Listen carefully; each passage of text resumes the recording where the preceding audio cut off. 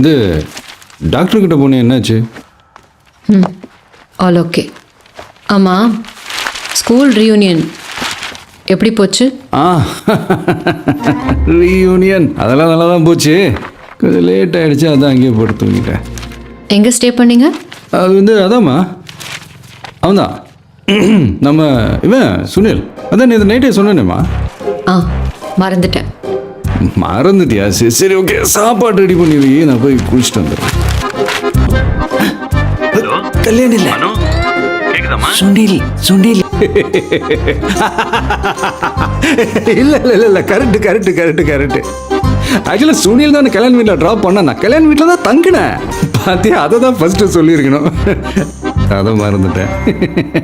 அது voice slip ஆகி confusion ஆகி என்ன அப்படி பார்க்காத டென்ஷன் ஆகுது. உண்மையை தான் சொல்கிறேன். அது நேற்று அடிச்சு எக்ஸ்ட்ரா 2 லான்ச்